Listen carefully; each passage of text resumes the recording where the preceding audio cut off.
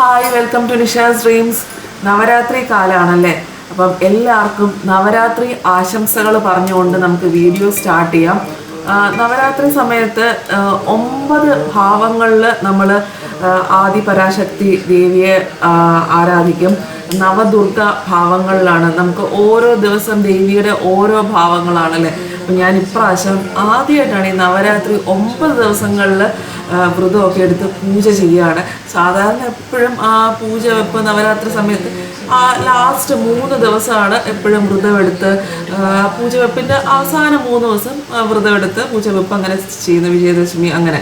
ഇപ്രാവശ്യം വിചാരിച്ചു 9 ദിവസങ്ങളും വ്രതമെടുത്ത് പൂജയായിട്ട് വീട്ടിൽ തന്നെ ചെറിയ രീതിയിൽ പൂജയൊക്കെ എടുത്ത് എനിക്ക് അങ്ങനെ കറക്റ്റായിട്ട് ഞാനിങ്ങനെ യൂട്യൂബ് വീഡിയോസൊക്കെ നോക്കി ചെറിയ രീതിയിൽ രാവിലെ വൈകുന്നേരം ദേവിക്ക് നിവേദ്യമൊക്കെ വെച്ച് ചെറിയ രീതിയിൽ പൂജകളൊക്കെ ചെയ്ത് പൂവൊക്കെ വെച്ചിട്ട് പൂജാമുറിയൊക്കെ അലങ്കരിച്ച് ദേവിയുടെ ഓരോ ഭാവങ്ങളെ പറ്റി പഠിച്ചിട്ട് അങ്ങനെയൊക്കെ ചെയ്യുവാണ്. അപ്പം രാവിലത്തെ പൂജയും പരിപാടികളൊക്കെ കഴിഞ്ഞ് ബ്രേക്ക്ഫാസ്റ്റ് ഒക്കെ കഴിച്ചു കഴിഞ്ഞു. അപ്പം ഇന്ന് ഞാനൊരു ഡീറ്റെയിൽഡ് കുക്കിംഗ് ആയിട്ട് കാണിക്കാമെന്ന് വിചാരിച്ചു. കുറച്ചധികം നാളായില്ലേ നമ്മൾ ഒന്ന് കുക്കിംഗ് വീട്ടിലെ കാര്യങ്ങളൊക്കെ ആയിട്ട് കൂടിയിട്ട്. അപ്പം ഇത് ഇൻഡസ് വാലിയിൽ നിന്ന് എനിക്ക് അയച്ചു തന്ന കുറച്ച് പാത്രങ്ങളാണ്. 2 പാത്രങ്ങളുണ്ട്. ആദ്യത്തെ സംഭവം ഇതാണ്. 100% ഹെൽത്തി ആയിട്ടുള്ള പ്രീമിയം കാസ്റ്റ് അയൺ പനിയാരം അല്ലെങ്കിൽ ഒരു ആപ്പിൾ പാൻ എന്നൊക്കെ പറയും. ഇതിനകത്ത് 12 കുഴികളുള്ള ഒരു പാനാണ്. അതിൻ്റെ കൂടെ തന്നെ ഒരു സിലിക്കൺ ഗ്രിപ്പൊക്കെ വരുന്നുണ്ട് കേട്ടോ. ഇത് 100% നാച്ചുറൽ ആണ്. കാരണം അത് പ്യുവർ കാസ്റ്റ് അയൺ വെച്ചിട്ടാണ് ഉണ്ടാക്കിയേക്കുന്നത്. ടോക്സിൻ ഫ്രീ ആയിട്ടുള്ള ഒരു കുക്ക് വെയർ ആണ്. കാരണം ഇതിന് നോർമൽ ഒരു നോൺ സ്റ്റിക്ക് പാൻ പോലെയല്ല, നിങ്ങൾക്ക് സേഫായിട്ട് ഫുഡ് ഉണ്ടാക്കാം. കെമിക്കൽ കോട്ടിംഗ് ഒന്നും തന്നെ ഇല്ല. ഒരു ഹെൽത്തി പാനാണ്. പിന്നെ ആ അയണിൻ്റെ ഒരു ഇത് ഫുഡിലോട്ട് നമുക്കൊരു അയണിൻ്റെ ഗുണമൊക്കെ ഫുഡിലോട്ട് കിട്ടും. അയൺ ഡെഫിഷ്യൻസിയൊക്കെ ഉള്ളവർക്കൊക്കെ ആണെങ്കിൽ അല്ലാതെ തന്നെ നമുക്ക് എപ്പോഴും ഒരു അയൺ ഗുണം കിട്ടുന്നത് നല്ലതല്ലേ. പിന്നെ ഫുഡിനൊരു നാച്ചുറൽ ഫ്ലേവർ ആഡ് ചെയ്യും. പിന്നെ ഇത് നാച്ചുറലി നോൺ സ്റ്റിക്ക് ആണ് കേട്ടോ. ഒരു 100% വെജിറ്റബിൾ ഓയിൽ വെച്ചിട്ട് നാച്ചുറൽ നോൺ സ്റ്റിക്ക് കോട്ടിംഗ് ഫുഡിന് കൊടുത്തിട്ടുണ്ട്. പിന്നെ നമ്മൾ എന്തുണ്ടാക്കിയാലും നമുക്ക് സാധാരണ അയൺ പാനിൽ ഉണ്ടാക്കാനായിട്ട് ടെൻഷൻ എല്ലാവർക്കും ഫുഡ് ഒട്ടിപ്പിടിക്കുന്നതാണ്. ഞാനിത് ഉണ്ടാക്കി കാണിച്ചു തരാം. ഒട്ടിപ്പിടിക്കും എന്നുള്ള ടെൻഷനേ വേണ്ട. ക്ലീൻ ചെയ്യാനും ഒക്കെ ഈസിയാണ്. നല്ല കട്ടിയാണ് കേട്ടോ. പിടിക്കാനും ഒക്കെ ഈസിയാണ്. എന്തുണ്ടാക്കിയാലും നമുക്ക് നല്ലൊരു ഷേപ്പ് തരും. ഇതാണ് ആ നോൺ സ്റ്റിക്ക് ഇതിന് ഒരു സിലിക്കൺ ഗ്രിപ്പ് കേട്ടോ. കൈ പൊള്ളത്തില്ല. ഇത് വെച്ച് പിടിക്കുകയാണെങ്കിൽ അല്ലെങ്കിൽ ഈ അയണിനൊക്കെ നല്ല ചൂടല്ലേ, കൈ പൊള്ളാതെ ഈസിയായിട്ട് പിടിക്കാനും പറ്റും. അടുത്ത സംഭവം ഈ കുട്ടപ്പനാണ്. 100% ടോക്സിൻ ഫ്രീ ആയിട്ടുള്ള ഒരു try steel TM&NSB stainless steel strainer pot. ഈ സംഭവം ഞാൻ ആദ്യമായിട്ട് കാണുകയാണ് കേട്ടോ. അതുകൊണ്ടാണ് ഞാൻ ഇത് തന്നെ വേണമെന്നും പറഞ്ഞിട്ട് ഓർഡർ ചെയ്യിച്ചത്. എന്നുവെച്ചാൽ അവരോട് ഞാൻ പറഞ്ഞാണ് ഇത് വരുത്തിച്ചത്. ഇത് 100% ഫുഡ് സേഫുമാണ്. ഒരു കെമിക്കലും ആർട്ടിഫിഷ്യൽ കോട്ടിങ്ങും ഇല്ല. പ്രീമിയർ ക്വാളിറ്റി ആയിട്ടുള്ള ഒരു സംഭവമാണ്. ഇത് multi pot stainless steel strainer pot എന്ന് പറയാം. ഇതിൻ്റെ ലിഡൊക്കെ ഹൈ ക്വാളിറ്റിയിലുള്ളതാണ്. ഇതിൻ്റെ ആ ഒരു ക്വാളിറ്റിയൊക്കെ NABL laboratory and NBSP certified ആണ്. പിന്നെ ആ മുകളിലുള്ള ഓട്ടകൾ കണ്ടോ, ആ കുഴികൾ, അതാണ് ഇതിൻ്റെ ഒരു ഹീറോ എന്ന് പറയുന്ന സംഭവം. ആ പിടികളൊക്കെ കണ്ടോ, അത് നമുക്കൊരു കംഫോർട്ട്, നമ്മുടെ ഒരു ഹെൽപ്പിന് വേണ്ടിയിട്ടാണ്. നല്ല കട്ടിയാണ് കേട്ടോ. ഇതിൻ്റെ ബോട്ടം ഒക്കെ നല്ല തിക്ക് ആൻഡ് കട്ടിയാണ്. ഇതിൻ്റെ ഉപയോഗം എന്താണെന്ന് വെച്ചാലുണ്ടല്ലോ, നമുക്കിപ്പം ഫ്രൈഡ് റൈസ്, നൂഡിൽസ് ഇങ്ങനത്തെയൊക്കെ ഉണ്ടാക്കുമ്പോഴത്തേക്കും നമുക്ക് അരിയൊക്കെ വാർക്കണ്ടേ. അപ്പോൾ നമ്മൾ വേറൊരു പാത്രത്തിലിട്ട് വാർക്കുന്നൊക്കെ അവോയ്ഡ് ചെയ്യാനാണ്. അപ്പം ഞാനത് കാണിച്ചു തരാം കേട്ടോ. ഈസി ആയിട്ട് വാർത്തെടുക്കാൻ പറ്റും. അത് ഈ പിടി ഇങ്ങനെ ഉള്ളതുകൊണ്ട് തന്നെ നമുക്ക് ആ ലോക്ക് പോലെയാണ്. ഈ പാത്രം അടപ്പ് തുറന്നു പോവാതെ നമുക്ക് ഈസി ആയിട്ട് ആ പിടിയിൽ പിടിച്ചുകൊണ്ട് അതിങ്ങനെ വാർക്കാൻ പറ്റും. ഇനി നമുക്ക് ഈ ഉണ്ണിയപ്പ ചേട്ടനെ ഒന്ന് വിശദമായി പരിചയപ്പെടാം. ഇത് ശരിക്കും നിങ്ങളൊരു ഉണ്ണിയപ്പം പാൻ മേടിക്കാൻ പ്ലാൻ ചെയ്യുകയാണെങ്കിൽ നിങ്ങൾക്ക് ഇൻഡസ് വാലി തന്നെയായിരിക്കും ഒരു ബെസ്റ്റ് ഇൻവെസ്റ്റ്മെൻറ്റ് കേട്ടോ. ഇതിനകത്ത് എന്ത് വേണേലും ഉണ്ടാക്കാം. ഞാനിപ്പോൾ ഉണ്ണിയപ്പം പറഞ്ഞെന്നും പറഞ്ഞ് ഞാൻ ഇന്ന് ഉണ്ടാക്കുന്ന ഇപ്പോൾ ഉണ്ണിയപ്പവും പനിയാരവും ഒന്നും അല്ല. അത് ഞാൻ കാണിച്ചു തരാം. എന്ത് സ്വീറ്റ് ഡിഷസ് വരെ വേണമെങ്കിലും നമുക്കിത് ട്രൈ ചെയ്യാം കേട്ടോ. ഇത് എത്ര ജനറേഷൻസ് വരെ വേണമെങ്കിലും ലാസ്റ്റ് ചെയ്യും. അങ്ങനെ ചീത്തയായി പോകും എന്നുള്ള ടെൻഷൻ വേണ്ട. പിന്നെ ഇതിന് ഗ്യാസ് സ്റ്റൗവിൽ OTGയിലും പിന്നെ ഇൻഡക്ഷൻ കുക്കറിലും ഒക്കെ നിങ്ങൾക്ക് യൂസ് ചെയ്യാവുന്നതാണ്. ഇനി നമ്മുടെ സ്ട്രോങ് ഡ്യൂറബിളും ആയിട്ടുള്ള സ്റ്റെയിൻലെസ് സ്റ്റീൽ സ്ട്രെയിനർ പോട്ടിന് ഒരു മിറർ ഫിനിഷാണുള്ളത്. അതൊരു തിക്ക് 3 ലെയർ ബേസ് ആണ്. അതും സ്ക്രാച്ച് റെസിസ്റ്റൻ്റ് ആണ്, റസ്റ്റ് റെസിസ്റ്റൻറ്റും ആണ്, NBSP ആണ്. അപ്പം തുരുമ്പിക്ക് പോലും ഇല്ല, ഒരു സ്ക്രാച്ച് പോലും വീഴത്തില്ലെന്നാണ് പറയുന്നത്. പിന്നെ ഞാൻ പറഞ്ഞല്ലോ മൾട്ടി പർപ്പസ് ആണ്, ആ ഹാൻഡിലും കൂടെ ഉള്ളതുകൊണ്ട് നിങ്ങൾക്ക് ഈസി ആയിട്ട് യൂസ് ചെയ്യാം. ഇത് ഇൻഡക്ഷൻ ഇതിൽ യൂസ് ചെയ്യാം, സ്റ്റൗ ടോപ്പിൽ യൂസ് ചെയ്യാം, എന്ത് ഫുഡ് വേണമെങ്കിലും നല്ല സുഖമായിട്ട് കുക്ക് ചെയ്യാം കേട്ടോ. നിങ്ങൾക്ക് ഇങ്ങനെ ഫ്രൈഡ് റൈസ്, പാസ്ത, നൂഡിൽസ് അല്ലെങ്കിൽ വെജിറ്റബിൾസ് എന്ത് വേണമെങ്കിലും നോർമലായിട്ട് കുക്ക് ചെയ്തിട്ട് അതിനകത്ത് വെള്ളം ഡ്രെയിൻ ചെയ്ത് കളയാനാണ് ഇത് ഈസി ആയിട്ട് യൂസ് ചെയ്യാൻ പറ്റുന്നത്. അപ്പം ഞാൻ കുക്ക് ചെയ്ത് കാണിക്കാൻ പോകുന്നത് പാസ്തയാണ്. അപ്പം ഒരു 4-5 കപ്പ് വെള്ളം തിളയ്ക്കാൻ വെച്ചിട്ട് ഒരു കപ്പ് പാസ്തയും കോണും കൂടി ഇട്ടിട്ട് അതൊന്ന് കുക്ക് ചെയ്യാൻ വെച്ചിട്ടുണ്ട്. പാസ്തയുടെ കുക്കിംഗ് ടൈം 9 to 11 മിനിറ്റ്സ് ആണ് പാക്കിൽ എഴുതിയേക്കുന്നത്. അപ്പോൾ ആ ടൈം തന്നെ കോണും പാസ്തയും കൂടെ ഒരുമിച്ച് കുക്ക് ചെയ്യാൻ വെക്കുക. ആ സമയം ഞാനൊരു 4-5 വെളുത്തുള്ളി ഒന്ന് ചതച്ച് വെക്കുവാണ്. അപ്പം ഒരു 5 മിനിറ്റ്സ് ഒക്കെ കഴിഞ്ഞിട്ട് ഈ വെളുത്തുള്ളി ചതച്ചിട്ട് അതൊന്ന് ഏകദേശം 1 ടേബിൾ സ്പൂൺ വെളുത്തുള്ളി ഉണ്ടാവട്ടെ. വെളുത്തുള്ളിയുടെ വലിപ്പം അനുസരിച്ച് വേണം എത്രണ്ണം വേണം എന്ന് എടുക്കാനായിട്ട്. വേറൊരു പാൻ എടുത്ത്, ഇത് ഇൻഡസ് വാലിയുടെ തന്നെ ഒരു സ്റ്റീൽ പാനാണ് കേട്ടോ. വേറൊരു പാൻ എടുത്ത് ഒരു 250 ml ഫ്രഷ് ക്രീമാണ് അത് ഒരു പാനിലോട്ട് ഒഴിക്കുക. ഇത് ഈസി ആയിട്ടുള്ള ഒരു പാസ്തയാണ് കേട്ടോ. നിങ്ങൾക്ക് പെട്ടെന്ന് ഒന്ന് ഉണ്ടാക്കണമെങ്കിൽ ട്രൈ ചെയ്യാൻ പറ്റുന്ന ഒരു പാസ്ത റെസിപ്പിയാണ്. അതിലോട്ട് ഈ ഗ്രേറ്റ് ചെയ്ത് അല്ലെങ്കിൽ ചതച്ച വെളുത്തുള്ളി ഇടുക. പിന്നെ 2 ടേബിൾ സ്പൂൺ ബട്ടർ ഇടുക. Fresh cream 250 ml, 1 table spoon ചതച്ച ഗാർലിക്ക്, 2 ടേബിൾ സ്പൂൺ ബട്ടർ. പിന്നെ ഇടുന്നത് 1 ടീസ്പൂൺ ഒറിഗാനോയും 1 ടീസ്പൂൺ തൈമ. നിങ്ങളുടെ കയ്യിൽ ഇറ്റാലിയൻ ഇതേപോലെ ഹെർബ്സ് ഏതാ ഉള്ളതെന്ന് വെച്ചാൽ അത് മതി. ഒറിഗാനോ ഏതായാലും വേണം. അപ്പം കറക്റ്റ് 10 to 11 മിനിറ്റ്സ് ആയി. ഇങ്ങനെയാണ് ആ പോട്ട് വെച്ചിട്ട് സ്ട്രെയിൻ ചെയ്യുക. മറ്റേതാണെങ്കിൽ നമുക്ക് കുറച്ച് പാടല്ലേ, ഇത് അടപ്പൊന്നും ഇളകി വരത്തില്ല, ജസ്റ്റ് ഹാൻഡിലേ പിടിച്ചിട്ടേ ഉള്ളൂ. ഇപ്പം നിങ്ങൾക്ക് പിടിക്കണ്ട, ഞാനിപ്പോൾ ജസ്റ്റ് ഈസി ആയിട്ട് പിടിച്ചേക്കുകയാണ് കേട്ടോ.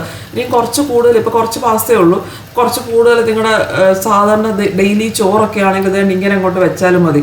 വേറെ ക്ലിപ്പും വേണ്ട, ഒന്നും വേണ്ട. കാരണം ആ സൈഡിലെ സാധനം ഇങ്ങനെ ക്ലിപ്പ് പോലെ ഇരിക്കുന്നതല്ലേ, അതങ്ങനെ വെച്ച് അങ്ങനെ ഇരുന്നോളും. ഈസി ആയിട്ട് ഇപ്പോൾ ഫ്രൈഡ് റൈസ് ഉണ്ടാക്കാം, ബിരിയാണി ഉണ്ടാക്കാം, നമ്മൾ കഴിക്കുന്ന ചോറുണ്ടാക്കാം. ഭയങ്കര ഈസി ആയിട്ട് എനിക്ക് തോന്നുന്നു, നല്ലൊരു സംഭവമല്ലേ. അപ്പം അതവിടെ ഡ്രെയിൻ ചെയ്യാൻ ഞാൻ വെച്ചിട്ടുണ്ട്. ഇനിയും ഇതിലോട്ട് ഞാൻ മോസറല്ല ഗ്രേറ്റഡ് ചീസാണ് കേട്ടോ ഇടുന്നത്. പാർമസാൻ ചീസാണ് ആക്ച്വൽ റെസിപ്പിയിൽ ഇടുന്നത്. മോസറല്ല ചീസ് ആയാലും മതി, കുഴപ്പമില്ല.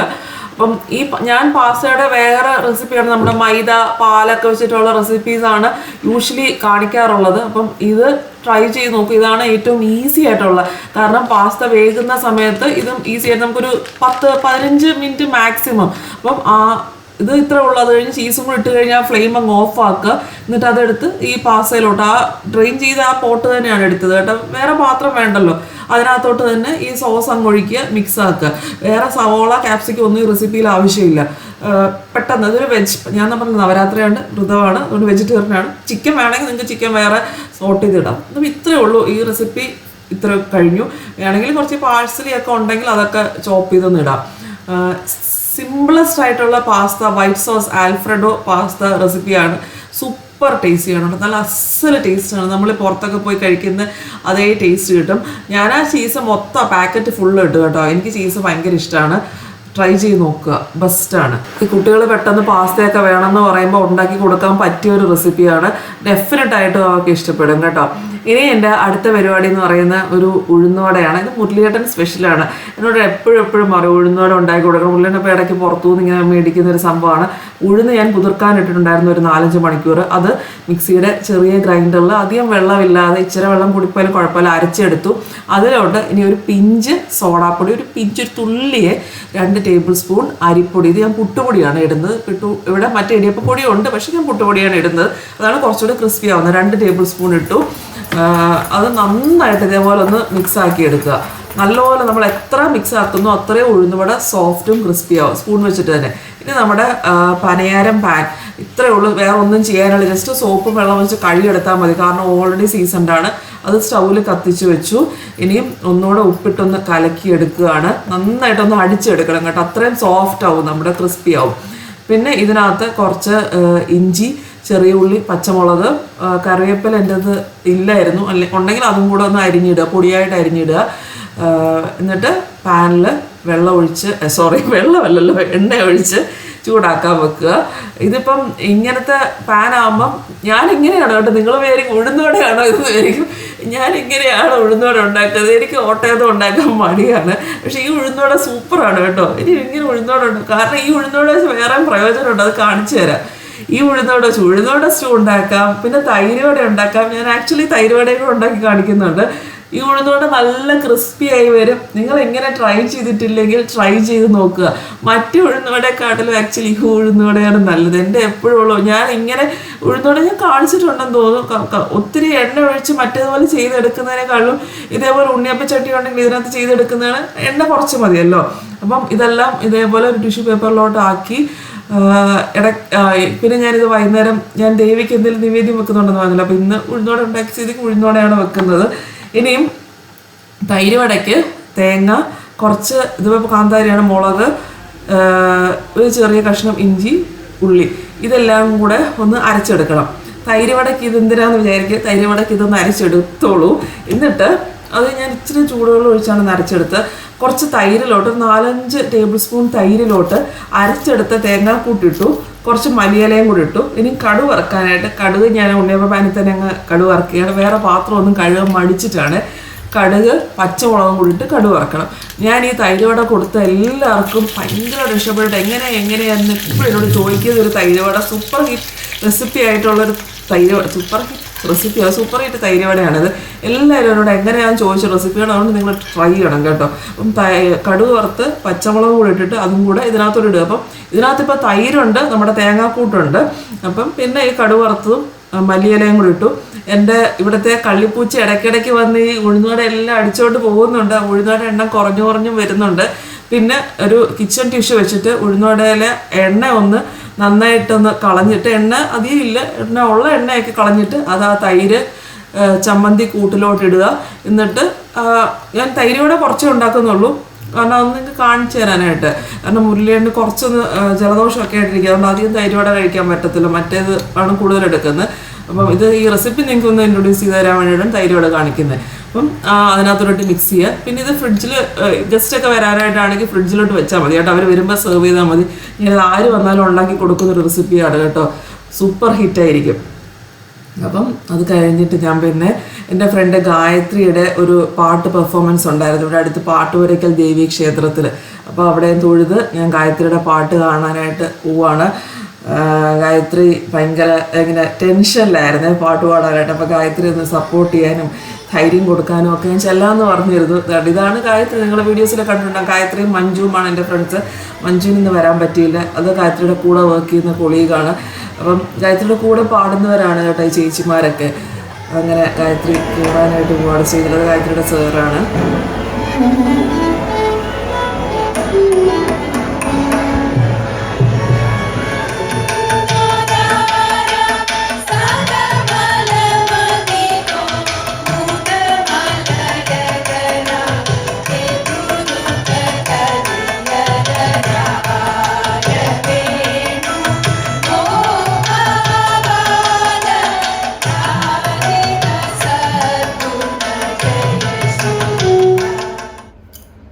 ഗായത്രിയുടെ പാട്ടൊക്കെ കഴിഞ്ഞ് തിരിച്ചെത്തി.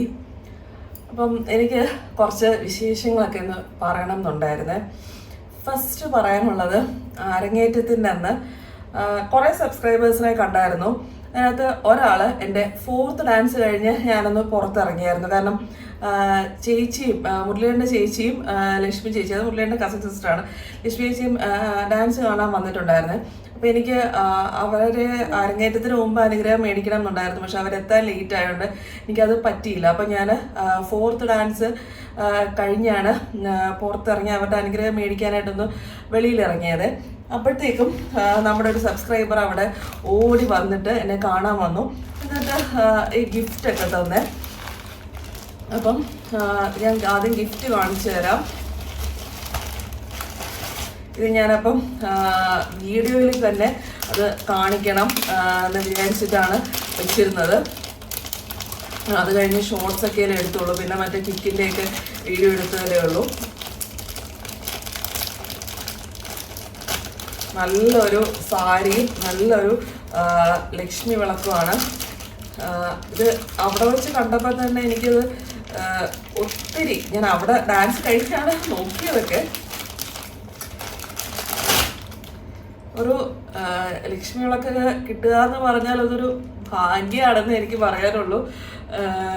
എത്ര നന്ദി എന്ന് പറയുന്നത് ഒരു ചെറിയ വാക്കാണ്, എത്ര നന്ദി പറഞ്ഞാലും മനസ്സിലാകത്തില്ല. ഒരു നല്ലൊരു ലക്ഷ്മി വിളക്കും ഇതും ഒരു സാരി, ഒരു സെറ്റ് സാരി, അതും അതേ ഇങ്ങനെ മ്യൂറൽ പെയിന്റിങ് ഒക്കെ ചെയ്തിട്ട് നല്ല അസലൊരു സെറ്റ് സാരിയാണതേ. ഇതാണ് നല്ല അസലൊരു സെറ്റ് സാരി. അപ്പം എനിക്കിതാ ഇപ്രാവശ്യം എന്നല്ല, എനിക്ക് വിഷുവിനൊക്കെ ഉടുക്കാനായിട്ടൊരു നല്ല സാരിയും കിട്ടി. അമ്പലത്തിൽ പോകുമ്പോഴും ഒക്കെ ഉടുക്കാനായിട്ട് നല്ലൊരു സെറ്റ് സാരിയും കിട്ടി. എനിക്കിഷ്ടമാണ് ഇങ്ങനത്തെ സെറ്റ് സാരി, സെറ്റ് മുണ്ടൊക്കെ ഭയങ്കര ഇഷ്ടമാണ്. ഞാൻ സ്ഥിരം സാരി ഉടുക്കുന്ന ഒരാളാണ്. അമ്പലത്തിൽ പോകുമ്പോൾ സ്ഥിരമായിട്ട് ഇങ്ങനത്തെയൊക്കെ സാരിയാണ് ഉടുക്കുന്നത്. അപ്പോൾ താങ്ക്സ് എ ലോട്ട്. പക്ഷേ എനിക്ക് അതിൻ്റെ കൂടെ ഒരു ക്ഷമയും കൂടെ പറയാനുണ്ട്. ഞാൻ അവിടെ വെച്ചിട്ട് പേരും വീടും ഒക്കെ ഡാൻസിൻ്റെ ഇടയ്ക്ക് ഞാൻ അതൊക്കെ ചോദിച്ചതാണ്. പക്ഷെ ആ ഡാൻസിൻ്റെ ടെൻഷൻ്റെയും വെപ്രാളത്തിൻ്റെ ഇടയ്ക്ക്, കാരണം ഡാൻസ് കഴിഞ്ഞിട്ടുണ്ടായിരുന്നില്ല, എൻ്റെ ഡാൻസിൻ്റെ ഇടയിലായിരുന്നു. അപ്പം ഒരു ഡാൻസും കൂടെ ബാക്കി ഉണ്ടായിരുന്നു. അതാണെങ്കിൽ ലാസ്റ്റ് തില്ലാനെയാണ്, ഭയങ്കര ഇതാണ്. അപ്പം അതിൻ്റെ ഇടയിലായിരുന്നു വന്നത്. അപ്പം ഞാൻ വേഗം ചേച്ചിയുടെ അനുഗ്രഹം മേടിച്ചിട്ട് പോവാൻ ഒരു 5 മിനിറ്റ് ക്യാപ്പേ ഉള്ളൂ. അതിനിടയ്ക്ക് പെട്ടെന്ന് തരിക, ഞാൻ വേഗം മേടിച്ചിട്ട് ഓടുമായിരുന്നു. അപ്പം എനിക്ക് ബാക്കി കൂടുതലൊന്നും സംസാരിക്കാൻ പറ്റില്ല. ജസ്റ്റ് പേരെന്താ, എവിടെ വീടെന്നൊക്കെ ചോദിച്ചിട്ട് ഞാൻ ഓടി, മേടിച്ചോണ്ട് താങ്ക് യു പറഞ്ഞിട്ട് ഞാൻ ഓടി. അപ്പോഴത്തേക്ക് എനിക്ക് പേരെൻ്റെ മൈൻഡിലോട്ട് രജിസ്റ്റർ ആയില്ല. കേട്ടു, പേര് പറഞ്ഞു, പക്ഷെ എൻ്റെ മൈൻഡിലോട്ട് രജിസ്റ്റർ ആയില്ല. ഞാൻ വിട്ടുപോയി പേരിപ്പം എനിക്ക് റീകളക്ട് ചെയ്യാൻ. ഞാൻ അത് കഴിഞ്ഞ് ആലോചിക്കുകയാണ്, തിരിച്ച് റൂമിൽ ചെയ്തിട്ട് അയ്യോ എന്താണ് ഗിഫ്റ്റ് തന്ന ആളുടെ പേര്. എനിക്ക് ഡ്രസ്സ് ഇട്ടിരുന്ന ചുരിദാറും ആളുടെ ഫേസും ഒക്കെ എനിക്ക് ഓർമ്മയുണ്ട്. ഒരു പിങ്ക് ചുരിദാർ ഇട്ടാണ് വന്നത്. വീഡിയോ കാണുകയാണെങ്കിൽ പറയണേ പിങ്ക് ചുരിദാർ ഇട്ടല്ലേ വന്നത്. എനിക്ക് ആളുടെ മുഖം, ഡ്രസ്സിന്റെ കളർ, അങ്ങനത്തെയൊക്കെ ഞാൻ നന്നായിട്ട് ഓർക്കും. പക്ഷെ എൻ്റെ പേരുകൾ എനിക്ക് ഭയങ്കര പാടാണ് ഓർക്കാൻ. പിങ്ക് ചുരിദാറിട്ട് വന്നതും പോകാൻ നേരത്ത് തിരിഞ്ഞിട്ടാണ് ഞാൻ അയ്യോ പേരെന്താന്ന് ചോദിച്ചപ്പോൾ പോകാൻ നേരത്ത് തിരിഞ്ഞിട്ട് പേരെന്താന്ന് പറഞ്ഞിട്ട് പോയത്. അതൊക്കെ എനിക്ക് ആളുടെ മുഖമൊക്കെ നല്ലതായിട്ട് എൻ്റെ മൈൻഡിലുണ്ട്. പക്ഷെ പേരെനിക്ക് എന്ത് ചെയ്തിട്ട് ഓർക്കാൻ പറ്റുന്നില്ല. ഞാൻ കുറേ പ്രാവശ്യം ഓർക്കാൻ ശ്രമിച്ചു. ഞാൻ ആദ്യം ഷോർട്സിലാണ് ഇത് കാണിക്കണമെന്ന് വിചാരിച്ചത്, പക്ഷെ എനിക്ക് പേര് ഓർക്കാനേ പറ്റുന്നില്ല. അതിനൊരു വലിയ സോറി. ഇത്രയും കഷ്ടപ്പെട്ട് നമുക്ക് വേണ്ടി ഒരു ചെറിയൊരു ഗിഫ്റ്റ് ആണെങ്കിൽ പോലും, ഒരു ഫ്ലവർ ആണെങ്കിൽ പോലും എന്നെ ഓർത്തിട്ടൊരു ഗിഫ്റ്റ് കൊണ്ടുവരുമ്പോഴത്തേക്കും അതൊരു വലിയ കാര്യമാണല്ലേ. എന്നെ വേറൊരാൾ ഓർത്ത് ചെയ്ത്, അത് എത്ര കുഞ്ഞു കാര്യമാണെങ്കിലും ചെയ്യുമ്പോൾ വലിയ വലിയ കാര്യമാണ്. അപ്പം ഇങ്ങനെ ഒരു സാരിയും ഇതൊക്കെ കൊണ്ടുവരാന്ന് പറഞ്ഞാൽ മറക്കാൻ പാടില്ല. പക്ഷെ എൻ്റെ ഡാൻസിൻ്റെ ഇടയിലായതുകൊണ്ട് എനിക്കത് ഓർക്കാൻ പറ്റുന്നില്ല. അപ്പം അതിനൊരു വലിയ സോറി. അപ്പം അതിൻ്റെ കൂടെ തന്നെ താങ്ക്സ് എ ലോട്ട്. എൻ്റെ മനസ്സിൽ നിന്ന് താങ്ക് യു ആണ്. എനിക്ക് അത്രയും സന്തോഷമാണ് എനിക്കിത് കിട്ടിയതിൽ.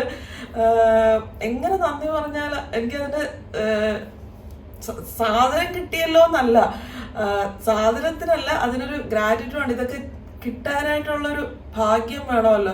ഒരു ആള് എന്നെ ഓർത്ത് എനിക്ക് വേണ്ടി ഒരു സാധനം പോയി മേടിക്കുക, അതൊക്കെ ഒരു വലിയ കാര്യമായിട്ടാണ് എനിക്ക് തോന്നുന്നത്. ഞാനിങ്ങനെ പറഞ്ഞ് ടൈം കളയുന്നുണ്ടെങ്കിൽ ക്ഷമിക്കുക. നിങ്ങൾക്ക് ആവശ്യമില്ലാത്തൊരു ദയവ് ചെയ്ത് സ്കിപ്പ് ചെയ്ത് പൊക്കോ. പക്ഷെ എനിക്കിത് പറയാതിരിക്കാൻ പറ്റില്ല കേട്ടോ. അതുകൊണ്ടാണ് എൻ്റെ മനസ്സിൻ്റെ ഒരു സന്തോഷവും ഇതൊക്കെ കൊണ്ടാണ് ഞാൻ പറയുന്നത്. അതുകൊണ്ട് എനിക്ക് പറയാതിരിക്കാനും പറ്റില്ല. അത്രയും എൻ്റെ മനസ്സ് നിറഞ്ഞിട്ടാണ് ഞാൻ പറയുന്നത്. അപ്പം ഇത് കൊണ്ടു തന്ന് ആളെനിക്ക് ഒന്ന് കമൻറ്റ് ചെയ്യണം കേട്ടോ. പേരെന്താണെന്നൊന്ന് കമൻറ്റ് ചെയ്യണം. കാരണം പേരറിയാതെ എനിക്ക് ഒരു മനസ്സമാധാനവും ഇല്ല. ഡാൻസ് കഴിഞ്ഞിട്ട് ഞാൻ നേരെ 5th ഡാൻസ് കഴിഞ്ഞിട്ട് ഞാൻ ആക്ച്വലി എനിക്ക് അന്നൊരു പാനിക് അറ്റാക്ക് വന്നു ഡാൻസ് കഴിഞ്ഞിട്ട്. കാരണം അത്ര എനർജി ആയിരുന്നു അന്ന് ഡാൻസിന്. കുറേ പേര് എനിക്ക് പിന്നെ എനിക്ക് ഇത് കാര്യം പറഞ്ഞിട്ട് എനിക്ക് 3-4 കമൻസും എനിക്കിന്ന് വായിക്കാനുണ്ട്. കാരണം അത് അത്രയും എനിക്ക് മനസ്സിൽ തട്ടിയ കുറച്ച് കമൻസ് ആണ്. അപ്പം അതിൽ ഫസ്റ്റ് കമൻറ്റ് വായിച്ചിട്ട് ഞാൻ ഈ അന്നത്തെ കുറച്ച് അതിലൊരെണ്ണം ഈ ഡാൻസിൻ്റെ എക്സ്പീരിയൻസ് ആണ്. അപ്പം അതിൻ്റെ കൂടെ ഞാൻ ഇതും കൂടെ പറയാമെന്ന് വെച്ചിട്ടാണ്. അപ്പം ഒരു കമൻറ്റ് ഇതാണ്, സേഫിൻ്റെ കമൻറ്റാണ്. ഹായ് ചേച്ചി, you are really an iron lady. I wonder how you executed this dance after facing too many physical challenges. Was it painful during practice? Please do a detailed video on it. അതിന് കുറേ thumbs up ഉണ്ട് കേട്ടോ. അപ്പം എനിക്ക് അതിൻ്റെ detailed video വേറൊരു video ഒന്നും ചെയ്യേണ്ട ആവശ്യമുണ്ടെന്ന് തോന്നുന്നില്ല. കാരണം ഞാൻ അരങ്ങേറ്റം വീഡിയോ എന്നും പറഞ്ഞിട്ട് ഒരു വീഡിയോയ്ക്കകത്ത് കുറച്ചൊക്കെ എൻ്റെ അന്നത്തെ എക്സ്പീരിയൻസ് ഒക്കെ ഷെയർ ചെയ്തിരുന്നു. പിന്നെ ഞാൻ ഇടയ്ക്കിടയ്ക്കൊക്കെ പറയാറുണ്ട് അതിനെപ്പറ്റി. അപ്പം ഇന്ന് കുറച്ചുകൂടെ അതിനെപ്പറ്റി ജസ്റ്റ് ഒന്ന് പറയാം. പ്രാക്ടീസിന്റെ കാര്യവും പറയാം. അന്നത്തെ എൻ്റെ എക്സ്പീരിയൻസ് എന്ന് പറഞ്ഞാൽ രാവിലെയുള്ള എക്സ്പീരിയൻസ് ഞാൻ ഓൾറെഡി അരങ്ങേറ്റം വീഡിയോയിൽ പറഞ്ഞു, രാവിലെ എനിക്ക് എന്താ ഫീലിംഗ് എന്ന്. ഇനി അരങ്ങേറ്റം കഴിഞ്ഞുള്ള ഫീലിംഗ് എന്താന്ന് വെച്ചാൽ, അന്ന് ആക്ച്വലി ഈ 4th ഡാൻസിന് മുമ്പാണ് ഇത് സംഭവിച്ചത്, ഗിഫ്റ്റ് കിട്ടിയത്. 5th ഡാൻസ് ആയിരുന്നു ലാസ്റ്റ്, തില്ലാന ഒരു 8.5 minutes ഉള്ള ഒരു ഡാൻസാണ്. കുറച്ച് പ്രയാസം, നല്ല എക്സോസ്റ്റഡ് ആവുന്ന ഡാൻസാണ്. പിന്നെ അത് കഴിഞ്ഞ് മംഗളമൊക്കെ ഉണ്ടായിരുന്നു, ലൈവ് കണ്ടവർക്ക് അറിയാലോ. അത് കഴിഞ്ഞിട്ട് ആക്ച്വലി വെളിയിൽ വന്ന് 10:30 12 മണിക്കല്ല, മൊമെന്റൊക്കെ മേടിച്ചത് 12 മണിക്കാണ്. അതിനിടയ്ക്ക് 10:30 ആണ് കഴിഞ്ഞത്. അപ്പം 10:30 കഴിഞ്ഞ് വെളിയിൽ ഇറങ്ങി മുരളീൻ്റെ അടുത്ത് വന്നിട്ട് എനിക്ക് ഭയങ്കരമായിട്ടും കരച്ചിൽ വന്നു. എന്താണെന്ന് അറിയത്തില്ല, എനിക്ക് വല്ലാതെ കരച്ചിൽ വന്നു. കാരണം നന്ദുവിന് വേണ്ടി ഞാൻ ചെയ്യാനുള്ളതൊക്കെ ചെയ്തു കഴിഞ്ഞു എന്നുള്ളൊരു ഫീലിംഗ് ആയിരുന്നു. ഇനി എനിക്കൊന്നും ചെയ്യാനില്ല, എൻ്റെ ലൈഫ് കംപ്ലീറ്റ് ആയി എന്നുള്ളൊരു ഫീലിംഗ് ആയിരുന്നു അന്ന്. അതിപ്പോഴും ഉണ്ട്, എൻ്റെ ലൈഫ് കംപ്ലീറ്റ് ആയി, ഇനി എനിക്കൊന്നും നന്ദുവിന് വേണ്ടി ചെയ്യാനില്ല, എല്ലാം കഴിഞ്ഞു എന്നുള്ളൊരു ഫീലിംഗ് ആണ് എനിക്കിപ്പോഴും. അന്നും അതേ ഫീലിംഗ് എനിക്ക് അന്നും സംഭവിച്ചു. ഭയങ്കരമായിട്ടും കരച്ചിൽ വരുമായിരുന്നു. എന്താണെന്നറിയത്തില്ല, അമ്മയൊക്കെ സൈഡിൽ നിൽപ്പുണ്ട്, അമ്മയുടെയൊക്കെ അമ്മയൊക്കെ എന്നെ സമാധാനിപ്പിക്കാൻ വരിക, അമ്മയുടെയൊക്കെ മാറെന്നൊക്കെ പറഞ്ഞിട്ട് മുരളിയായിട്ട് മനസ്സിലായ കാര്യം അമ്മയ്ക്ക് മനസ്സിലാവുന്നില്ല. അവിടെ ആർക്ക് എന്താന്ന് എല്ലാവരും വിചാരിച്ച ഡാൻസിന്റെ സന്തോഷം കൊണ്ട്, പക്ഷെ അത് ആക്ച്വലി ഡാൻസ് കളിച്ചതിന്റെ സന്തോഷമായിരുന്നില്ല. ആർക്കും എന്താന്ന് അറിയുന്നില്ല. മുരളിയുടെ കാര്യം മനസ്സിലായി. അപ്പോൾ ഞാനിങ്ങനെ മുരളിയെ പിടിച്ചിട്ട് ഞങ്ങൾ രണ്ടൊരു മുഖത്തോട്ട് മുഖം നോക്കി, ഇങ്ങനെ ആ ഒരു ഫീലിംഗ് ആണ്. നമ്മൾ കംപ്ലീറ്റഡ്, എനിക്ക് നന്ദുവിന് വേണ്ടി ചെയ്യാനുള്ളതൊക്കെ ഞാൻ ചെയ്ത് കഴിഞ്ഞു, ഇനി എനിക്കൊന്നും നന്ദുവിന് വേണ്ടി ചെയ്യാനില്ല, നന്ദുവിനിപ്പം നല്ല ഇതായി കാണും എന്നുള്ളൊരു സാറ്റിസ്ഫാക്ഷൻ, ആ ഫീലിംഗ് കിട്ടി എനിക്ക് ആക്ച്വലി അവിടെ നിന്ന്. കാരണം ഡാൻസ് ചെയ്യാൻ നേരത്ത് എനിക്ക് ഒരു ക്ഷീണം ഉണ്ടായിരുന്നില്ല, നല്ല എനർജിയായിരുന്നു. സാധാരണ പ്രാക്ടീസ് ചെയ്യാൻ നേരത്ത് എനിക്ക് ഇത്രയും എനർജി കിട്ടും. പ്രാക്ടീസ് ചെയ്യാൻ നേരത്ത് ഞാൻ നല്ല ടയേർഡ് ആവുമായിരുന്നു കേട്ടോ. ഈ പ്രാക്ടീസ് സെഷനെ പറ്റി ചോദിച്ചുകൊണ്ടാണ്, പ്രാക്ടീസ് സെഷന് എനിക്ക് ഇത്രയും എനർജി കിട്ടാറില്ല. കാരണം ഒരു പ്രാവശ്യം 5 ഡാൻസും കൂടെ ഒക്കെ ചെയ്യുമ്പോഴത്തേക്കും ഞാൻ നല്ല ടയേർഡാവും. എനിക്ക് കാലിന് മുട്ടിന് പ്രശ്നമുള്ളതുകൊണ്ട് കുറച്ച് മുട്ടുവേദന നന്നായിട്ട് എടുക്കുമായിരുന്നു. ഞാൻ ഇരുന്നുള്ളത് മാക്സിമം, ഈ മുഴുമണ്ടലം ഇരിക്കുന്നതൊക്കെ മാക്സിമം ആദ്യത്തെ സമയത്തൊന്നും ഇരിക്കാറില്ല. ലാസ്റ്റ് 2 ആഴ്ചയാണ് ഈ മുഴുമണ്ഡലം ഇരുന്ന് ചെയ്യുന്നതൊക്കെ കുറച്ച് ചെയ്യാൻ തുടങ്ങിയത്. പിന്നെ അരമണ്ഡലം ഞാൻ വലുതായിട്ടൊന്നും അല്ലെങ്കിലും ഇരിക്കാറില്ല, അരമണ്ഡലം ഇരുന്നാണ് ചെയ്യേണ്ടത്. അപ്പം എൻ്റെ ഡാൻസ് കുറച്ച് ഭാഗമൊക്കെ നിങ്ങൾക്ക് കണ്ടിട്ടുണ്ടെങ്കിൽ മനസ്സിലാവും, ഇങ്ങനെ കാര്യമായ അരമണ്ഡലം ഇരുന്നൊന്നും അല്ല ഡാൻസ് ചെയ്തത്. കാരണം നമ്മുടെ ലിമിറ്റേഷൻ നമ്മൾ മനസ്സിലാക്കണം. അതുകൊണ്ട് ഈ ഏജിൽ ഡാൻസ് ചെയ്യുന്നവരാണെങ്കിൽ നമ്മുടെ ആഗ്രഹത്തിനാണ് നമ്മൾ ഡാൻസ് ചെയ്യുന്നത്, അല്ലേ, നമ്മുടെ ഒരു പാഷൻ. അങ്ങനെ ചെയ്യുന്നവരാണെങ്കിൽ നമുക്ക് പറ്റുന്നത് പോലൊക്കെ ഇരിക്കുക. അപ്പം നമ്മുടെ ഫിസിക്കൽ കണ്ടീഷൻ മനസ്സിലാക്കി ചെയ്യുക. അപ്പം പെർഫെക്റ്റ് ആയിട്ട് ഭരതനാട്യത്തിന് മുഴുമണ്ഡലം അല്ലെങ്കിൽ മോഹിനിയാട്ടത്തിന് മുഴുമണ്ഡലം ഇരിക്കണം എന്നും പറഞ്ഞിട്ട് നമുക്ക് പെർഫെക്റ്റ് മുഴുമണ്ഡലം അല്ലെങ്കിൽ അരമണ്ഡലം ഒന്നും ഇരിക്കാൻ പറ്റത്തില്ല.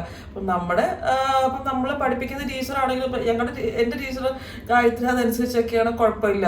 ചില ടീച്ചേഴ്സ് ആണെങ്കിൽ ഭയങ്കര സ്ട്രിക്റ്റ് ആയിരിക്കും, അങ്ങനെയുള്ളവരുടെ അടുത്ത് നമുക്ക് പഠിക്കാൻ കുറച്ച് പാടായിരിക്കും. എൻ്റെ ടീച്ചർ കുഴപ്പമില്ലാതെ അത് അഡ്ജസ്റ്റ് ചെയ്തൊക്കെയാണ് ചെയ്യിപ്പിച്ചുകൊണ്ടിരുന്നത്. പിന്നെ മുഴുമണ്ഡലം ഇരിക്കേണ്ട സ്റ്റെപ്സ് ഒക്കെ കുറച്ച് മാറ്റി അത് ചേഞ്ച് ചെയ്തൊക്കെയാണ് ചെയ്തത്. അതുകൊണ്ട് വലിയ കുഴപ്പമില്ലാതെ എൻ്റെ പ്രാക്ടീസ് സെഷനൊക്കെ പോയത്. പിന്നെ കുറേ പ്രാക്ടീസ് ചെയ്യുമ്പം ഞാൻ ടയേർഡ് ആവുമായിരുന്നു. നമ്മൾ കുറച്ച് ഒരു 5 മിനിറ്റ് റെസ്റ്റ് എടുത്തിട്ടൊക്കെയാണ് പ്രാക്ടീസ് സെഷന്. അങ്ങനെയായിരുന്നു എൻ്റെ പ്രാക്ടീസ് സെഷൻ. കുറച്ച് നല്ല ടയേർഡ് ആവുമായിരുന്നു, നല്ല എക്സോസ്റ്റഡ് ആവുമായിരുന്നു. പിന്നെ അടുപ്പിച്ച് ചെയ്യുമ്പം ആക്ച്വലി നല്ല വേദന. പിന്നെ ഞാൻ കാലിൻ്റെ എക്സസൈസ് ചെയ്യുമായിരുന്നു, കുറച്ച് സ്ട്രെച്ചിങ്, ഫിസിയോതെറാപ്പിസ്റ്റ് പറഞ്ഞിട്ടുള്ള എക്സസൈസ് ഒക്കെ ആ സമയത്ത് ചെയ്യുമായിരുന്നു. അങ്ങനെയാണ് പ്രാക്ടീസ് സെഷൻ പോയിക്കൊണ്ടിരുന്നത്. ഡെയിലി കാലിൻ്റെ എക്സസൈസ് മുടക്കാതെ ചെയ്തിട്ടാണ്. പിന്നെ കുറേ നമ്മുടെ പെയിനുള്ള ജെല്ലുകളൊക്കെ തേച്ച് കുഴമ്പുകൾ. പിന്നെ ലാസ്റ്റ് 2 ആഴ്ച എൻ്റെ പരിപാടി എന്ന് പറഞ്ഞാൽ, ഡാൻസിന് തൊട്ടുമുമ്പ് ഉള്ള ലാസ്റ്റ് 2 ആഴ്ച ഞാൻ ചൂട് വെള്ളത്തിൽ കല്ലുപ്പിട്ടിട്ട് യൂക്കാലിപ്റ്റസ് ഓയിലില്ലേ, നമ്മുടെ എസെൻഷ്യൽ ഓയിലും കൂടെ ഒഴിച്ചിട്ട് നല്ല ചൂട്. അത് ആക്ച്വലി എൻ്റെ ഒരു സ്കൂൾമേറ്റ് പറഞ്ഞു തന്നതാണ്, രശ്മി എന്ന് പറഞ്ഞിട്ട്. പുള്ളിക്കാരി പറഞ്ഞു തന്ന് അതെന്നെ നന്നായിട്ട് ഹെൽപ്പ് ചെയ്തു. ലാസ്റ്റ് 2 വീക്സ് ഞാൻ അങ്ങനെയാണ് മാനേജ് ചെയ്തത്. നല്ല കുറച്ച് ശരീരത്തിന് നല്ല പെയിനും നീരും ഒക്കെ ഉള്ള സ്ഥലത്ത് നല്ലൊരു കുറവ് കിട്ടുമായിരുന്നു. കല്ലുപ്പിട്ട് വെള്ളത്തിൽ കുളിക്കുമ്പോഴത്തേക്ക്, എസെൻഷ്യൽ ഓയിലും കൂടെ ഒഴിക്കുമ്പോഴത്തേക്ക് നല്ലതായിരുന്നു. അങ്ങനെയാണ് ലാസ്റ്റ് 2 വീക്സ് മാനേജ് ചെയ്തത്. ആദ്യത്തെ ഒരു വർഷമായിട്ട് തുടങ്ങിയതാണ് ഈ പരിപാടി, അരങ്ങേറ്റത്തിൻ്റെ പ്രോസസ്സ്. പ്രാക്ടീസ് സെഷൻ കുറച്ച് ടഫായിരുന്നു. എന്നാലും നമ്മുടെ ഒരു ഡെഡിക്കേഷൻ ഉണ്ടെങ്കിൽ നമുക്ക് എത്ര മുരളിയേട്ടൻ ഇപ്പൊ പറയായിരുന്നു. ഇപ്പൊ എനിക്ക് വയ്യാന്നൊരു തോന്നലൊരു മുരളിയേട്ടൻ ഇപ്പൊ ഇന്ന് രാവിലെ കൂടെ എൻ്റെ അടുത്ത് പറഞ്ഞേ ഉള്ളൂ, നീ ആ ഡാൻസിന്റെ സമയത്ത് എത്ര വൈകിയും പോകുമായിരുന്നല്ലോ ക്ലാസ്സിന് എന്ന് ചോദിച്ചു. അപ്പൊ അത് നമുക്ക് മൈൻഡിൽ ഒരു ഡെഡിക്കേറ്റഡ് ആയിട്ടുള്ള നമുക്കത് ചെയ്തേ പറ്റൂ എന്നുള്ളൊരു ഫീലിംഗ് ഉണ്ടെങ്കിൽ നമ്മൾ എത്ര വൈകിയും അത് ചെയ്യും. നേരെ മറിച്ച് കുഴപ്പമില്ല എന്നുള്ളൊരു ഫീലിംഗ് ആണെങ്കിൽ നമ്മൾ വൈകിയെങ്കിൽ നമ്മൾ കുറച്ച് ഉഴപ്പും. അത് നമുക്ക് എത്ര ഇമ്പോർട്ടൻറ്റ്, നമ്മൾ എന്ത് പ്രയോറിറ്റി കൊടുക്കുന്നതനുസരിച്ചാണ് നമ്മളത് തീരുമാനിക്കുന്നത്. പിന്നെ ഒത്തിരി അങ്ങ് അരമണ്ഡലം മുഴുമണ്ഡലം ഒന്നും ഇരിക്കാൻ ശ്രമിക്കാറില്ല. അങ്ങനെയൊക്കെ മാനേജ് ചെയ്തു പ്രാക്ടീസ് സെഷൻ. പിന്നെ ഞാൻ പറഞ്ഞല്ലോ, പ്രോഗ്രാം കഴിഞ്ഞ ഉടനെ എന്നിട്ട് ആ കരച്ചിൽ കഴിഞ്ഞിട്ട് കുറച്ചൊന്ന് അൺകോൺഷ്യസ് ആയി ഒരു ഡിസോസിയേറ്റീവ് സ്റ്റേറ്റ് എന്താ പറയുന്നത്, എൻ്റെ സൈക്കാട്രിസ്റ്റിൻ്റെ ഒരു വാക്കാണ് കേട്ടോ. ഒരു ഡിസോസിയേറ്റീവ് മോഡിലൂടെ അവിടെ ഉണ്ടായിരുന്നവരൊക്കെ വിചാരിച്ചു എനിക്ക് ഡാൻസ് കഴിഞ്ഞതിൻ്റെ ക്ഷീണത്തിൽ സംഭവിച്ചതാണെന്ന്. ക്ഷീണത്തിൽ സംഭവിച്ചതായിരുന്നില്ല, ഇതായിരുന്നു പ്രശ്നം. പിന്നെ കുറച്ച് കഴിഞ്ഞപ്പോൾ നോർമലായി. അങ്ങനെ ആയിരുന്നു അന്നത്തെ ഒരു സീൻ. വേറൊരു ഭയങ്കര ടച്ചിങ് ആയിട്ടുള്ളൊരു കമൻറ്റ് വത്സല എന്നാണ്. ബാക്കി ഒരു EP നമ്പറാണ്. സൂപ്പർ നിഷ, അതൊരു ആൻറ്റിയാണ് കേട്ടോ. എനിക്ക് 66 വയസ്സ് കഴിഞ്ഞു, പക്ഷെ നിഷയിൽ നിന്നും ജീവിതത്തിന്റെ കുറെ പാഠങ്ങൾ എനിക്ക് പഠിക്കാൻ കഴിഞ്ഞു. മുത്തശ്ശി ആയതുകൊണ്ട് നിസ്സാര കാര്യങ്ങൾക്ക് വെപ്രാളപ്പെട്ടിരുന്ന ഞാൻ മനസ്സിനെ പിടിച്ചു നിർത്തുന്നത് നിഷയെക്കുറിച്ച് ചിന്തിക്കുമ്പോഴാണ്. മെടുക്കി കുട്ടിയായ ചൈത്രയാത്ര തുടരും. ഞാൻ കമന്റ്സ് പൊതുവെ ഇടാറില്ല. ഇത് കണ്ടപ്പോൾ അത്ര സന്തോഷം. കണ്ണന്റെ അനുഗ്രഹം എപ്പോഴും ഉണ്ടാകണേ എന്ന പ്രാർത്ഥനയോടെ. Aunty thanks a lot. ഞാൻ റിപ്ലൈ കൊടുത്തിട്ടുണ്ട്. ഈ കമന്റ് എന്നെ ഭയങ്കരമായിട്ട് ടച്ച് ചെയ്തു കേട്ടോ. മനസ്സിനെ നമുക്ക് സ്പർശിക്കുന്ന കമന്റ്സ് എന്ന് പറയും. ആക്ച്വലി എൻ്റെ അരങ്ങേറ്റം വീഡിയോയ്ക്ക് ഒരുപാട് പേര് കമന്റ്സ് അയച്ചിട്ടുണ്ട്. എല്ലാം ഒത്തിരി വലിയ കമന്റ്സ്, എല്ലാ കമന്റ്സ് അയച്ച ഓരോരുത്തർക്കും ഭയങ്കര മനസ്സ് നിറഞ്ഞ ഒരു നന്ദിയുണ്ട്. ഭയങ്കര നല്ല മനസ്സ് നിറഞ്ഞ ഒരു നന്ദി. അപ്പം ഇങ്ങനെയൊക്കെ ഉള്ളൊരു കമന്റ്സ്, ഈ ആൻറ്റിയുടെ പോലുള്ള കമന്റ്സ് എന്നെ കണ്ടിട്ട് ആൻറ്റിക്ക് സമാധാനം കിട്ടുന്നു, അല്ലെങ്കിൽ എൻ്റെ വീഡിയോ കണ്ടിട്ട് അത്രയും പ്രായ ഒരു ആൻറ്റിക്ക് വരെ ഒരു സമാധാനം കിട്ടുന്നു എന്നൊക്കെ അറിയുമ്പോഴത്തേക്കും അതൊക്കെ ഭയങ്കര വലിയ ഇതായിട്ട് എനിക്ക് തോന്നുന്നത്. അല്ലെ ഞാൻ ഓരോ ദിവസവും കൊണ്ടുപോകാനായിട്ട് ശ്രമിക്കുമ്പോഴത്തേക്കും, പക്ഷെ എൻ്റെ വീഡിയോ കണ്ടിട്ട് വേറൊരാൾക്ക് അതിലൊരു ഇൻസ്പിറേഷൻ കിട്ടുക അല്ലെങ്കിൽ മോട്ടിവേറ്റഡ് ആവുക എന്ന് പറയുമ്പോഴത്തേക്ക് എനിക്കത് ഭയങ്കര സന്തോഷം, ഒത്തിരി സന്തോഷം. അപ്പം ഞാൻ പറഞ്ഞില്ലേ, എൻ്റെ നന്ദു ആണ് എനിക്കുള്ളൊരു ഇൻസ്പിറേഷൻ. ആ ഇൻസ്പിറേഷൻ എനിക്ക് നിങ്ങൾക്ക് പാസ് ഓൺ ചെയ്യാൻ പറ്റുക എന്ന് പറയുന്നത് ദൈവാനുഗ്രഹം എന്ന് എനിക്ക് പറയാനുള്ളൂ. എപ്പോഴും ആ അനുഗ്രഹം, ഈശ്വരൻ്റെ അനുഗ്രഹം കൂടെ ഉണ്ടായിട്ടിരിക്കുക അല്ലെങ്കിൽ പോസിറ്റീവായിട്ടിരിക്കുക എന്ന് പറയുന്നത് അത്ര ഈസി ആയിട്ടുള്ളൊരു കാര്യമൊന്നുമല്ല. ഇപ്പോൾ ഒരാൾ പറയുന്നത് കേട്ടിട്ട് വേറൊരാൾക്ക് ഒരിക്കലും അങ്ങനെ ഹാപ്പി ആയിട്ടിരിക്കാൻ പറ്റണം എന്നില്ല. അതിന് ഓരോരുത്തർക്കും അവരവരുടെ ഹാപ്പിനെസ് എന്താണെന്ന് അവരവർ തന്നെയാണ് ശരിക്കും ഡിസൈഡ് ചെയ്യേണ്ടത്. അപ്പം നിങ്ങൾക്ക് എന്ത് ചെയ്താൽ ഹാപ്പിനെസ് കിട്ടും, അല്ലെങ്കിൽ ഏത് രീതിയിൽ മനസ്സ് ഡീവിയേറ്റ് ചെയ്യാൻ പറ്റും എന്ന് നിങ്ങൾ കണ്ടുപിടിക്കുകയാണെങ്കിൽ നമുക്ക് ഈസി ആയിട്ട് ലൈഫ് മുന്നോട്ട് കൊണ്ടുപോകാൻ പറ്റും. ആ ഒരു ഡിപ്രസീവ് സ്റ്റേറ്റിൽ നിന്നോ വിഷമിക്കുന്ന ഒരു സ്റ്റേറ്റിൽ നിന്നൊക്കെ ആണെങ്കിലും കുറച്ചൊന്ന് ഡീവിയേറ്റ് ചെയ്യാൻ പറ്റും. അല്ല മുഴുവനായിട്ട് നമുക്ക് മാറ്റിയെടുക്കണമെങ്കിൽ നമ്മൾ തന്നെ അതിനൊരു ഇനിഷ്യേറ്റീവ് എടുത്താലേ പറ്റുള്ളൂ. ഇപ്പോൾ പറയുന്ന ഞാൻ തന്നെ ഒരു സ്ട്രഗ്ലിംഗ് സ്റ്റേറ്റിലാണ് മുന്നോട്ട് പോകുന്നത്. അപ്പം ആധികാരികമായി പറയാനുള്ളൊരു കഴിവൊന്നും എനിക്കില്ല. ആ സ്ട്രഗ്ലിംഗ് സ്റ്റേറ്റിൽ മുന്നോട്ട് പോകുമ്പോൾ നമുക്ക് എല്ലാവർക്കും കൂടെ ഒരുമിച്ച് ശ്രമിക്കാം അല്ലേ, സന്തോഷമായിട്ട് ഒരു ലൈഫ് മുന്നോട്ട് കൊണ്ടുപോകാനായിട്ട്. അപ്പം ഈ വീഡിയോസിലൂടെ നമുക്ക് അങ്ങോട്ടും ഇങ്ങോട്ടും നമ്മുടെ അഭിപ്രായങ്ങൾ ഷെയർ ചെയ്യാം. എനിക്ക് ചെയ്യാൻ പറ്റുന്ന ഒരു ഡീവിയേറ്റിംഗ് മെത്തേഡ് എന്ന് പറയുന്ന ഡാൻസ്, അത് ഞാൻ ചെയ്യുമ്പോഴത്തേക്ക് എനിക്ക് നല്ലൊരു ഹാപ്പിനെസ് കിട്ടുന്നുണ്ട്. കാരണം ഡാൻസ് എന്ന് പറയുന്നത് അത്രയും കോൺസെൻട്രേഷൻ വേണ്ടിയ ഒരു കാര്യമായിട്ട് എനിക്ക് തോന്നുന്നു. ഡാൻസ് ചെയ്യുമ്പോൾ നമ്മൾ ബാക്കി കാര്യങ്ങളൊക്കെ മറക്കും. അത്രയും ആ ടൈമിൽ നമ്മൾ വേറെ എന്തെങ്കിലും ആലോചിക്കുകയാണെങ്കിൽ അപ്പം നമ്മുടെ സ്റ്റെപ്പ് തെറ്റും, ചൂട് തെറ്റും. അപ്പം നമുക്ക് ഫുൾ കോൺസെൻട്രേഷൻ, മെഡിറ്റേഷൻ പോലെയാണ് ഡാൻസ്. ഫുൾ കോൺസെൻട്രേഷനിലൊക്കെ ചെയ്യേണ്ട കാര്യമാണ്. അപ്പം അതൊരു മെഡിറ്റേറ്റീവ് ഇതുപോലെയാണ് എനിക്ക് തോന്നുന്നത്. അത് നല്ല മൈൻഡിന് നല്ലൊരു സന്തോഷം തരുന്ന കാര്യമാണ് ഡാൻസ്. ഡാൻസ് ഇഷ്ടമുള്ളവരാണെങ്കിൽ ഡാൻസ് ചെയ്യാൻ ശ്രമിക്കുക, പാട്ട് ഇഷ്ടമുള്ളവരാണെങ്കിൽ പാട്ട് പാടാൻ ശ്രമിക്കുക. ഇപ്പം ഞാൻ ഗായത്രിയുടെ പ്രോഗ്രാമിൽ തന്നെ പോയപ്പോൾ പറഞ്ഞില്ലേ, എത്ര പ്രായമായ ആൻറ്റിമാരും ചേച്ചിമാരും ഒക്കെ ഗായത്രി പറഞ്ഞു. ഗായത്രിയാണ് അവിടെ യങ്ങസ്റ്റ്, ഗായത്രി എൻ്റെ ഏജാണ്. അപ്പം ഗായത്രി അവിടെ യങ്ങസ്റ്റ് എന്ന് പറയുമ്പോൾ നിങ്ങൾക്ക് ഊഹിക്കാമല്ലോ എത്ര പ്രായമുള്ള ആളുകളാണ് പാട്ട് പഠിക്കുന്നത്. അപ്പം ഒന്നിനും ഒരു ഏജ് എന്ന് പറയുന്നത് ജസ്റ്റ് നമ്പർ എന്ന് പറയുന്നത് പോലെ ഒന്നിനും പ്രായം ഒരു തടസ്സമല്ല. അപ്പം ഇത്രേ ഉള്ളൂ, എൻ്റെ പ്രസംഗം കഴിഞ്ഞു. നമുക്ക് നെക്സ്റ്റ് വീഡിയോയിൽ കാണാം. വീണ്ടും ഒന്നുകൂടെ ഓർമ്മിപ്പിക്കുകയാണ്, സബ്സ്ക്രൈബ് ചെയ്യാതെ കാണുന്ന ആരെങ്കിലും ഉണ്ടെങ്കിൽ ഒന്ന് ചെക്ക് ചെയ്യുക കേട്ടോ. നിങ്ങൾക്ക് നോട്ടിഫിക്കേഷൻ കിട്ടുന്നുണ്ടോ എന്നൊക്കെ ഒന്ന് ചെക്ക് ചെയ്തേക്കുക. ബെല്ലൈക്കൺ ഓൾ ആണോ എനേബിൾഡ് ആണോ എന്നൊക്കെ ഒന്ന് ചെക്ക് ചെയ്യുക. നമുക്ക് നെക്സ്റ്റ് വീഡിയോയിൽ കാണാം. ബൈ.